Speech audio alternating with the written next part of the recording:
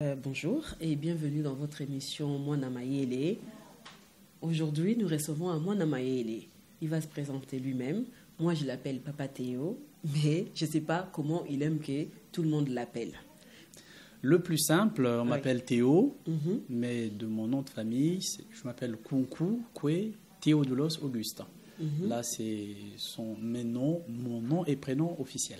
D'accord. Et Voilà. qu'est-ce que tu fais dans la vie? Dans la vie, je fais pas mal de petites choses. Moi, j'appelle ça des bricoles. Je suis cadre de l'éducation dans l'enseignement privé en France, ici en Seine-Saint-Denis. Je suis en même temps auto-éditeur, essayiste. Donc, j'écris des livres et je les publie moi-même. Donc, je suis mon propre éditeur, en fait. Voilà. C'est ce que Les livres je peux sont dire là. par être auto-éditeur. Il y en a 6 et nous allons les découvrir un par un. Bon, pour avoir écrire tout ça, on peut dire que tu es une sorte de philosophe, c'est-à-dire que tu réfléchis beaucoup. Oui, le philosophe, c'est l'amoureux de la sagesse, et celui qui aime la sagesse, quelque part, est en recherche de l'excellence, quelque chose de profond, et il va à la rencontre du bien. D'où est venue la pensée, la première pensée que tu as eue, qui t'a poussé à la réflexion? Qu'est-ce qui s'est passé qui a fait que tu as commencé à te poser des questions sur notre monde? Alors, ça fait beaucoup de questions dans une seule. Absolument. La première à laquelle je voudrais répondre, c'est où est-ce que je me trouvais. Déjà, le lieu, je suis en France, mais je ne suis pas né en France. Je suis congolais, né à Kinkala, en République du Congo, dans la province du Poul. Et parti de chez moi depuis quelques années déjà. Donc, j'ai voyagé un tout petit peu à travers d'autres pays africains où j'ai travaillé avant de venir en France, un peu sous le coup d'une circonstance avec tout ce qu'on connaît, les guerres, etc. Donc, depuis une quinzaine d'années, je suis dans la région parisienne. Pas vraiment de gaieté de cœur, mais parce qu'il fallait prendre un peu de recul par rapport aux guerres à répétition que j'ai connues à Brazza. Et ce recul, justement, a déclenché en moi de faire un peu comme une sorte de rétrospection, donc de revoir un peu d'où je venais, ce que j'ai vécu. Et la première pensée qui a créé un déclic en moi, c'est l'indignation face à l'absurdité de la vie, face à tous ces phénomènes délétères que nous connaissons chez nous. Et tu remarqueras que chacun des livres porte le sceau d'une indignation dans un domaine donné. Et c'était lequel, celui-là? C'est le premier, Nzenga. Nzenga, je dis non. Nzenga, c'est, je dirais, c'est un terme générique Congo qui veut en même temps parler du raccourci. Lorsqu'on veut prendre un Nzela Mokuse, donc prendre un chemin pour vite arriver à un but, on prend un raccourci. C'est le Nzenga. En Congo, on appelle ça Nzenga. Mais Nzenga est devenu aussi un terme pour qualifier tout ce qui n'est pas entier. D'accord. Par exemple, ces morceaux de manioc qui sont découpés et vendus à travers les rues de Brazzaville, on les appelle des Nzenga. D'accord. Et pour être un peu vulgaire, les deux morceaux de muscles postérieurs qui nous portent, on les appelle également Nzenga. Donc tout est parti de là et j'ai fait un tout petit peu, un petit tour de ce terme générique Nzenga. Et donc, en voyant ce phénomène justement délétère de paupérisation à travers la manière de se nourrir à Brazzaville, dans les capitales du moins, ça m'a un peu révolté. Et c'est de là où j'ai eu cette idée de m'approprier un peu de cette question de Nzenga. En fait, c'était quoi? Pour arriver à découvrir que ce n'est pas finalement... Nzenga n'est qu'une métaphore en fait. Mais Nzenga, c'est comme un arbre qui cache la forêt. Nzenga, c'est tout un système de paupérisation auquel est soumis les gens qui n'ont pas suffisamment de moyens. D'accord. Si bien qu'il y a des Nzenga au niveau de l'éducation, Nzenga, enfin, il y a des Nzenga partout. Il y a des Nzenga partout. Donc, j'ai dit non. Qui est sorti en quelle année? En mars 2010. En mars 2010. C'était le premier. C'était le premier. Et après, une fois que c'est sorti, comment on s'y sent? On s'est dit quoi? On pousse encore plus à la réflexion, c'est-à-dire qu'il y a encore une autre idée qui arrive. Donc, c'est-à-dire... Non, en tout cas, c'est des choses qui viennent spontanément parce que ce n'est pas facile d'écrire un livre. Il faut avoir de l'inspiration. Après, le Nzenga, d'abord le Nzenga en lui-même, si je pouvais ajouter un petit mot. Le Nzenga, je l'ai écrit un peu comme je l'ai vécu comme une sorte d'autothérapie. D'accord. Parce que je n'arrivais pas à comprendre comment un pays comme le Congo-Brazzaville, qui est sous-peuplé, mais regorgeant d'énormément de potentialités, de possibilités pour que les gens se nourrissent décemment, que les gens en soient réduits à manger des petits morceaux de manioc et à manger des petites cuillères de haricots exposés comme ça à longueur de journée dans la rue. Ça m'a vraiment révolté. Et je voulais un peu être en paix avec moi-même par rapport à toutes ces choses. Et donc c'était une sorte d'autothérapie parce que c'était vraiment un cri de cœur, mais il y a une révolte dedans. Une révolte par rapport à toute cette absurdité. Et donc, une fois que j'ai écrit ce livre, ben, ça a été un soulagement. Parce que, voilà, fallait que ça sorte, fallait que je compte. Voilà, donc, ça c'était... Okay. Voilà. Alors, une fois que le soulagement est sorti, qu'est-ce qui en a suivi? Une fois le soulagement, l'apaisement... une fois que j'ai retrouvé l'apaisement, ben, j'ai commencé à regarder autour de moi certaines choses aussi qui m'ont interpellé. Par exemple, je vois toutes ces familles que nous constituons ici en diaspora, enfin loin de nos pays d'origine, etc.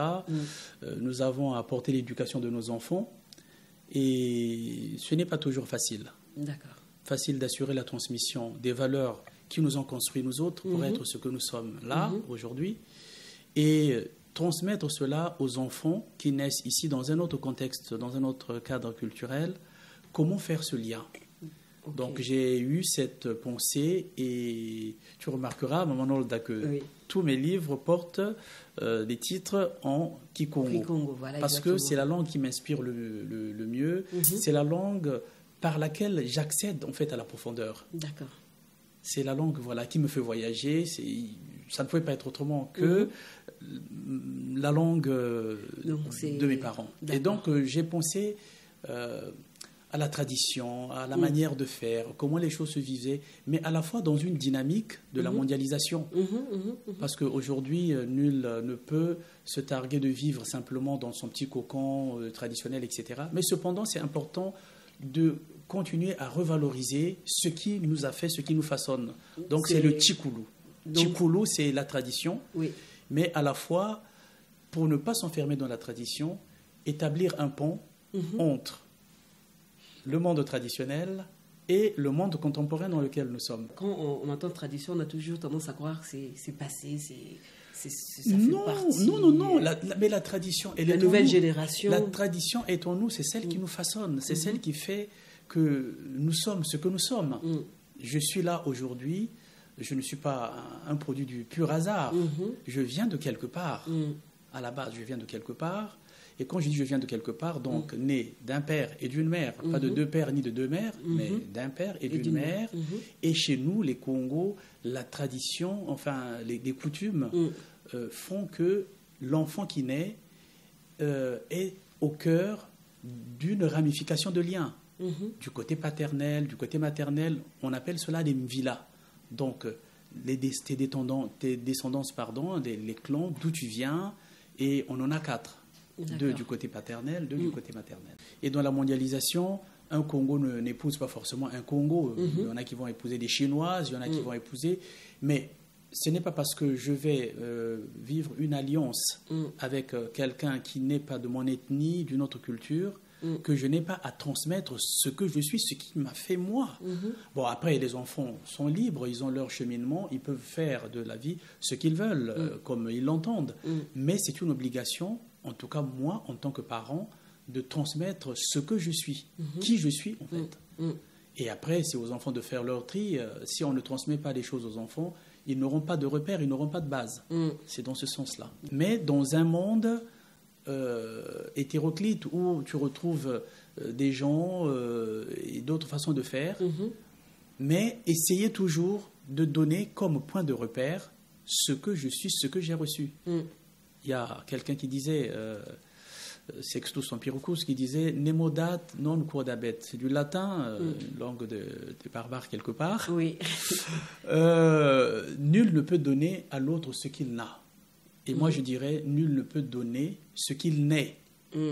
On ne donne pas que ce qu'on a, mais on donne plus, davantage ce qu'on est plutôt que ce qu'on a. Absolument. Bukento, en fait, là aussi, c'est un cri de cœur. Il y a quelques années, je découvrais à travers les réseaux sociaux des images atroces des dames congolaises qui étaient dénudées à la Patte d'Oie à Brazzaville. Et j'en ai eu des larmes. J'en ai eu des larmes. J'ai en plus été à l'école, au collège, au Segestad, donc en face de cette forêt de la Patte d'Oie, où certaines femmes aux mœurs légères venaient effectivement faire leur trafic, etc. Et là, de voir ces mamans dénudées dans une période normale où il n'y a pas de guerre par des militaires, j'en ai eu le cœur arraché. Franchement, je me suis dit, mais comment est-ce possible, ces gens, ces hommes qui dénudent les femmes, savent-ils réellement qui est la femme? Et la femme elle-même, se connaît-elle réellement? Donc je suis parti de cette réflexion, de cette indignation, pour creuser ma réflexion sur la féminité, sur la femme. Et toujours là aussi, je dis Bukento parce que les mots dans ma langue me parlent beaucoup plus, beaucoup mieux, ça me fait plus voyager que si, par exemple, en parlant de la femme, je parlais de la femme. Quand tu dis la femme, franchement, ça ne me parle pas. La femme, ça ne me parle pas. Même si tu inverses, en me disant la meuf, ça me parlera encore moins. Tu vois? Oui. Mais quand je dis Bukento, Kento, ça me parle. Nke, c'est petite, la petite, et Nto, c'est la rivière. Donc, quand j'entends Kento, je pense à la petite rivière. Et la petite rivière m'emmène à découvrir la source qui abreuve, la source de vie, la femme, et puis même du point de vue scientifique, la femme, c'est l'être qui représente l'eau. Bon, nous baignons dans les eaux maternelles, etc. Donc, il y a tellement de choses. Quand je parle de Bukento, après, il y a des étapes, il y a différentes étapes dans la maturation de la femme. Donc, c'est d'abord Moana Kento, c'est la petite rivière. Et après, une fois qu'elle est mariée, d'abord quand elle est adolescente, on l'appelle, en Kikongo, on l'appelle Ndumba. Ndumba. Oui. Alors, Mba, c'est le feu. Et Ndu, pour moi, c'est ce qui représente un tout petit peu, ce qui traduit la tendresse, la délicatesse. Donc, un feu doux. La douceur du feu, si tu veux. Et là, c'est l'adolescence. Bon, on voit très bien, une adolescente, elle pétille de vie, elle est en pleine transformation morphologique, etc., physique. Et effectivement, elle attire, et voilà. Et une fois mariée, chez les Bakongo toujours, une fois mariée, la belle famille va appeler la bru Mukama. Mukama, c'est la digue. Mukama, lorsque les femmes faisaient la pêche au barrage, dans ma langue, quand on dit Mukama, ça veut dire la digue. Effectivement, la femme, une fois mariée, elle met un holà entre sa famille et la belle famille. C'est votre fils, ok, mais nous avons fondé une famille. Donc, elle représente là aussi comme une espèce de digue, comme une limite. Elle vient comme pour fixer des limites. Et là, c'est les beaux-parents et les belles-sœurs, les beaux-frères vont l'appeler Nzadi. Nzadi, en Kikongo, ça veut dire le fleuve. Donc, il y a toujours, si tu veux, cette eau qui continue à couler depuis la petite source, qui devient un grand fleuve, etc.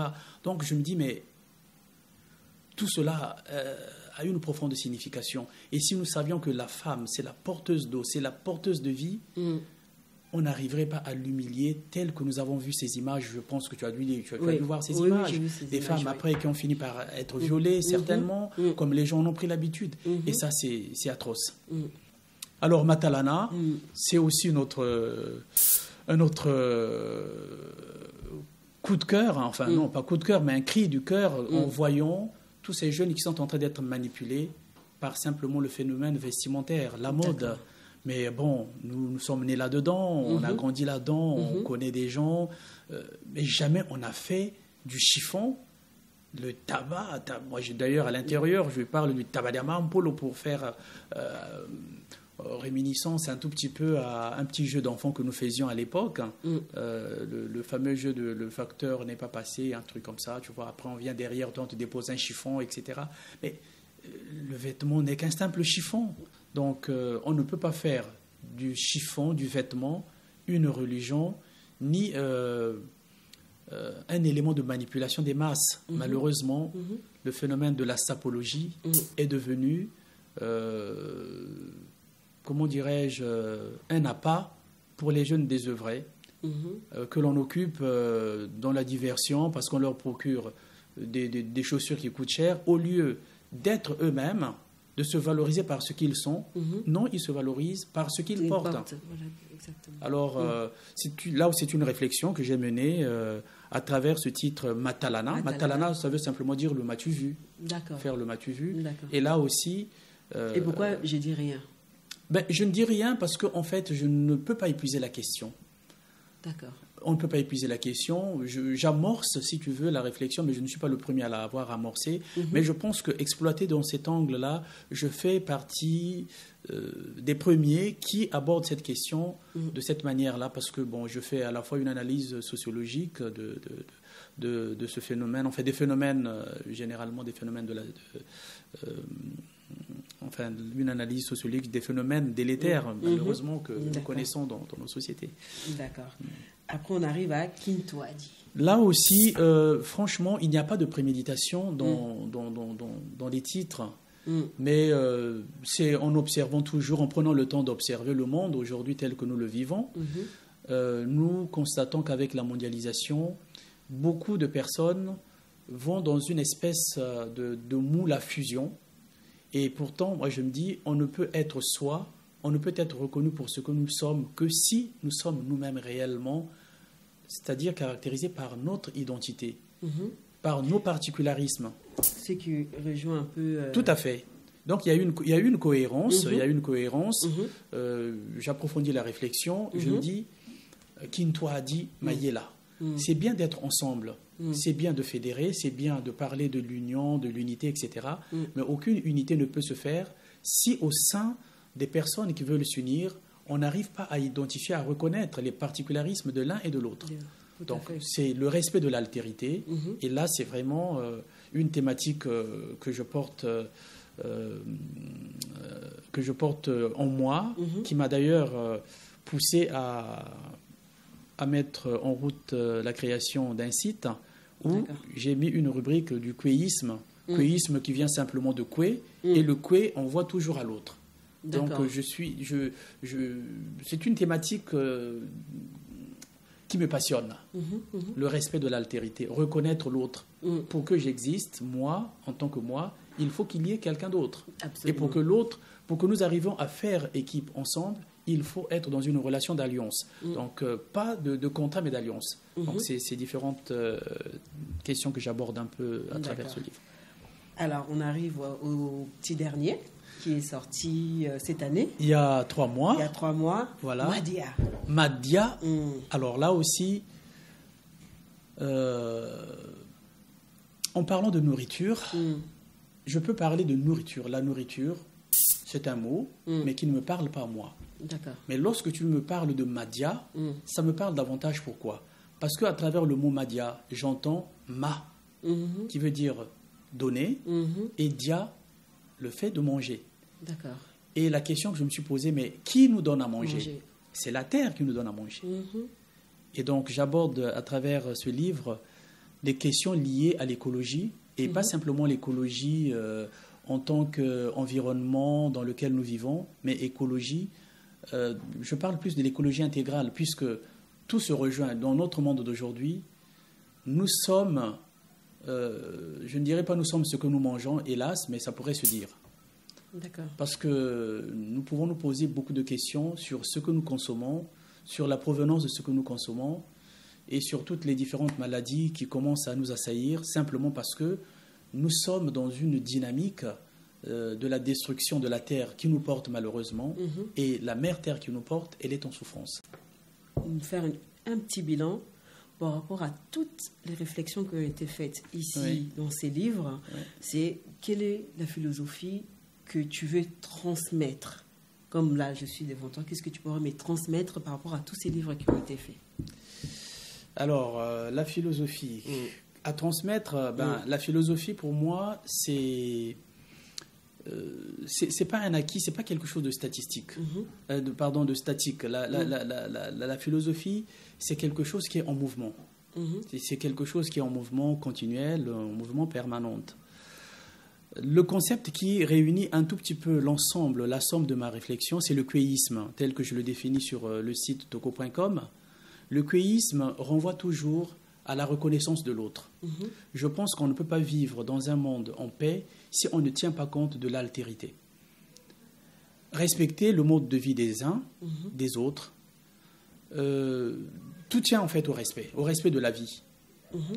Tout tient au respect de la vie. Alors, ce serait nous dire qu'on n'ait pas honte d'être soi-même, c'est-à-dire que de s'assumer comme nous sommes. Absolument pas.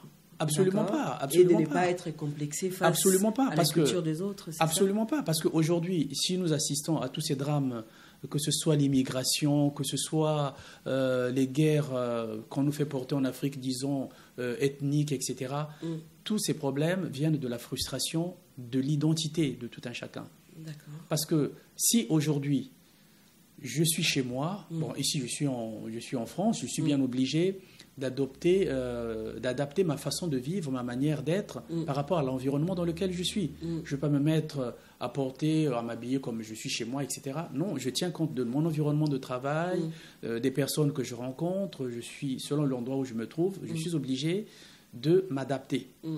Mais en m'adaptant, cela ne veut pas dire que je me renonce à moi-même, je renonce à mon identité. Tout à fait. Et les autres n'auront des égards envers moi que parce que je serai réellement moi-même. Je n'ai jamais renoncé à mon nom, je n'ai jamais renoncé à mes valeurs. La preuve, je publie des livres, mais ma source d'inspiration reste ma langue. C'est mon identité. Je ne la revendique pas, mais elle jaillit naturellement. Et que penses-tu des gens justement qui ont tendance à s'effacer quand ils arrivent justement dans des pays comme ici, on est en France? Les gens, ils veulent tellement s'intégrer, ils pensent l'intégration égale à l'effacement de l'identité. Moi, j'ai une autre manière de voir l'intégration. Parce que, alors, je vais te parler d'un classeur. Je dirais, écoute, tu intègres cette feuille dans ton classeur. La feuille va occuper une place qui est la sienne dans le classeur. On est dans un classeur, mais la feuille qui est mise en première page reste en première page.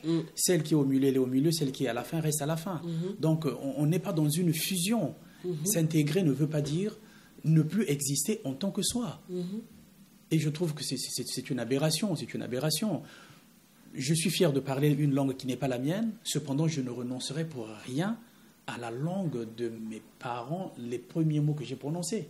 C'est ce qui fait ma richesse, c'est ce qui fait que je sois celui que je suis. Si les autres me respectent aujourd'hui, c'est parce que je viens de quelque part et je suis porteur de quelque chose. Si toi et moi, nous n'avons rien à nous dire, si ce que je pense, c'est exactement ce que tu penses, de quoi seront faites nos conversations? Absolument.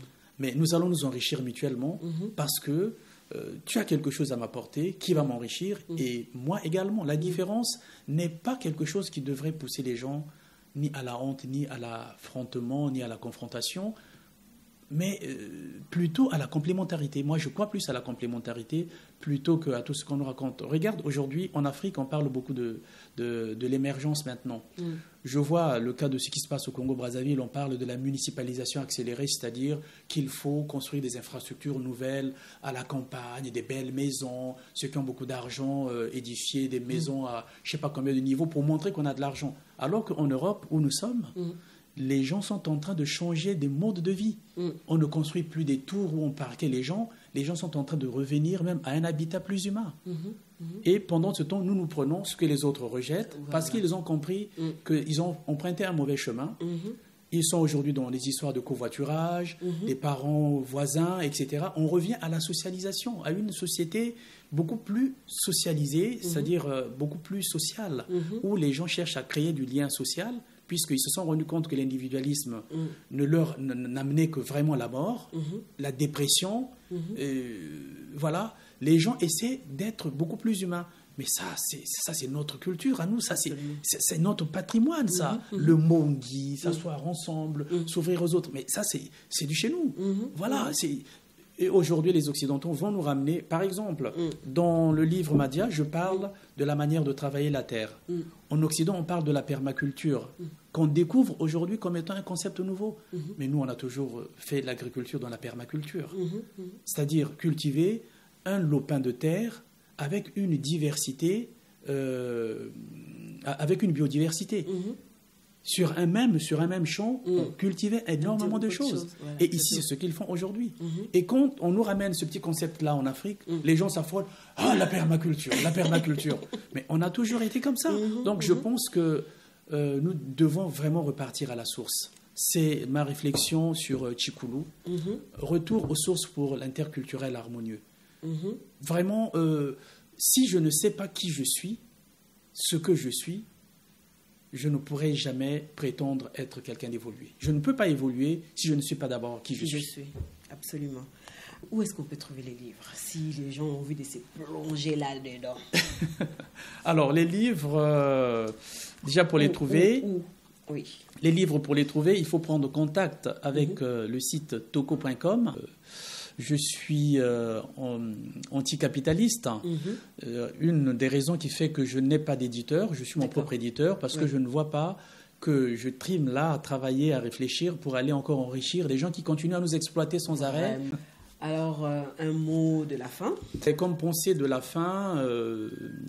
J'invite ceux qui souhaiteraient découvrir davantage ce que nous faisons, d'aller vraiment sur le site toko.com, parce que je ne fais pas qu'écrire des livres, mais en même temps j'anime un projet de développement en Afrique, mais je n'en parle pas beaucoup parce que il y a trop de jaloux au pays, maintenant qu'il y a encore une guerre. Alors chaque fois, c'est toujours délicat de dire ce qu'on fait parce que les gens qui vous détestent attendent ces occasions pour aller détruire ce que vous faites, parce que là aussi c'est de tristes souvenirs.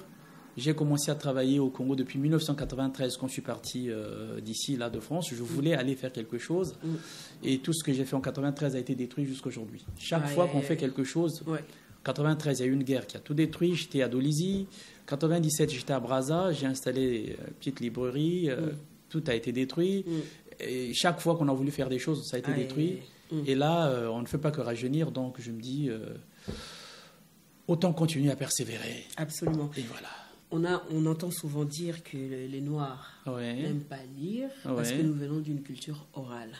Est-ce que tu as pensé à faire ces livres en audio pour que ce soit accessible à tout le monde? Est-ce que ça sera traduit peut-être en Kikongo? Je pense que nous ne devons pas aussi nous enfermer pour dire que nous sommes de tradition. La tradition est une référence, mais le monde évolue. Je pense que c'est un grand tort aujourd'hui de ne pas s'ouvrir à la lecture.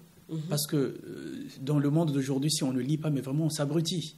On s'abrutit. Et autrefois, oui, la société était orale parce que les gens se retrouvaient sous l'arbre à palabres, au mbongi pour pouvoir parler. Aujourd'hui, ces mbongi n'existent plus.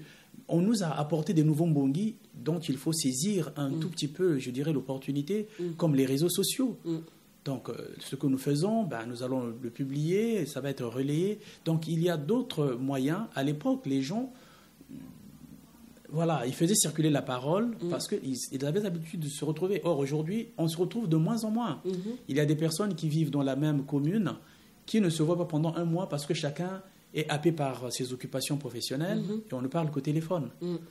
Et donc là, je pense que c'est un grand tort de se dire parce que nous sommes de tradition orale. Non, il faut avancer. Et le progrès, l'évolution, c'est aussi faire avec la lecture. Parce qu'il y a plein de choses qui sont cachées dans les livres et il faut aller chercher là. D'accord. Merci et on se retrouve très prochainement.